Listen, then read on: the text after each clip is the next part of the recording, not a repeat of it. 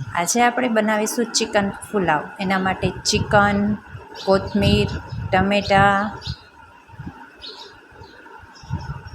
લીંબુ, લસણ, મરચી,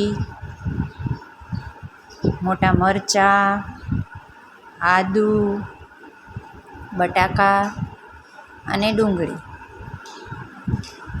દહીં અને ચોખા.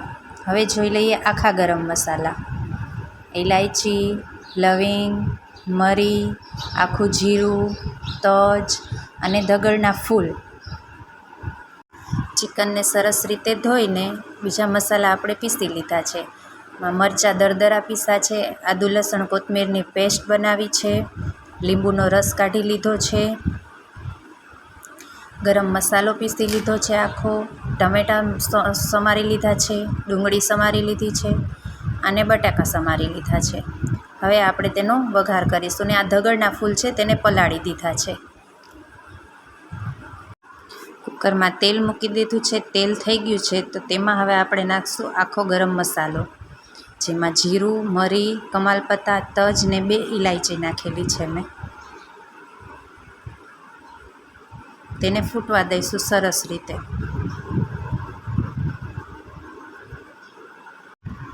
તેલ થઈ ગયું છે, હવે ડુંગળી નાખી દઈએ. મસાલા સરસ રીતે ફૂટી ગયા છે આપણા. ડુંગળીને થોડી વાર આવી રીતે હલાવીશું.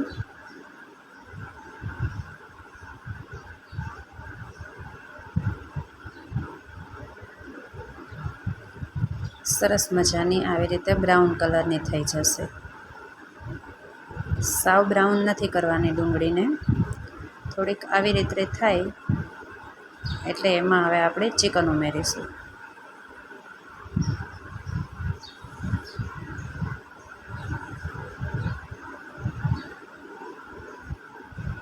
ચિકન ઉમેર્યા બાદ થોડીક વાર આપણે તેને તેલમાં એકદમ સોતરી લઈશું, જેથી ચિકન એકદમ ફ્રેશ અને કડક થઈ જાય.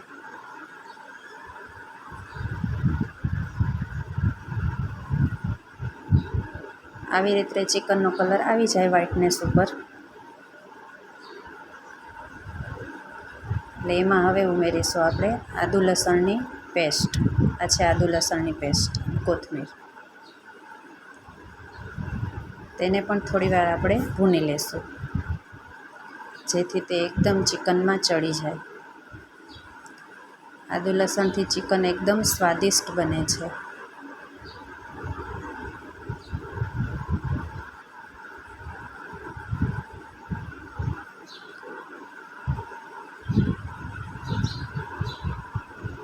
સ્વાદ અનુસાર નમક. હવે જોઈ શકીએ છીએ આપણે મસ્ત મજાનું નમક, આદુ લસણ બધું એકદમ ચિકન સાથે ભળી ગયું છે. હવે મેં ગરમ પાણી પહેલેથી જ કરીને રાખ્યું હતું, તો એ થોડુંક ગરમ પાણી ઉમેરીશું આપણે. ગરમ પાણી નાખશું એટલે તરત જ તેમાં ઉકાળ આવી જશે. હવે ઢાંકણું બંધ કરી અને 5 સીટી લઈ લઈશું આપણે, જેથી આપણું ચિકન એકદમ સરસ રીતે પાકી જાય. 5 સીટી બાદ કુકર ખોલીને જોઈ લઈએ. ગેસને ચાલુ કરીશું. ગરમ પીસેલો મસાલો, જે આપણે આખો પીસીને રાખ્યો તો એ, મરચાંની પેસ્ટ,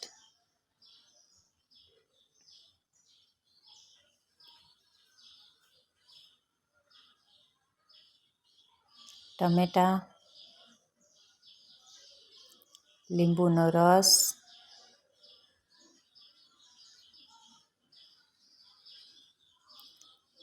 બટેકા,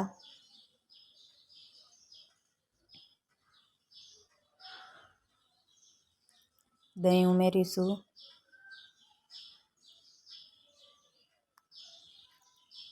દગડના ફૂલ પલાળીને રાખ્યા હતા તે પાણી સહિત નથી નાખવાના, તેમાંથી ખાલી ફૂલ લઈ અને નાખીશું. દગડના ફૂલથી ટેસ્ટ બહુ મસ્ત આવે છે. હવે એકદમ બધો મસાલો ને બધું એકદમ મિક્સ કરી લઈએ. ગેસની ફ્લેમ ફૂલ રાખવાની છે. એકદમ હલાવી લઈએ. એકદમ મસાલો એકદમ ઉકળી જાય પછી મેં આખા મરચાં નાખ્યા છે સ્વાદ માટે, અને ચોખા ધોઈ અને આપણે એમાં નાખી દઈશું. એકદમ હલાવીશું આપણે પાછું એને, જેથી ચોખા ને મરચાં અને મસાલો ને બધું એકદમ મસ્ત ભળી જાય. આખા મરચાં નાખવાથી પુલાવનો સ્વાદ બહુ મસ્ત આવે છે. હવે થોડીક વાર ખુલ્લું ઉકળવા દઈએ આપણે, જેથી થોડું પાણી ભરી જાય. આ રીતે આપણે આમ ચોખા અને મસાલોને એકદમ મિક્સ થઈ જાય પછી તેને ઢાંકણું બંધ કરી અને 4 સીટી લઈ લેશી આપણે.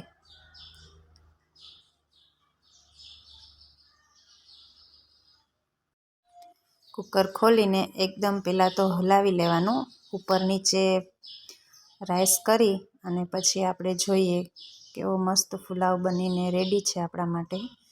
તો તેને ડુંગળી સાથે સર્વ કરીએ. મારો વિડીયો ગમ્યો હોય તો સબસ્ક્રાઈબ એન્ડ લાઈક, ને બીજી કોઈ પણ રેસીપી જોતી હોય તો કોમેન્ટ કરજો. Thank you.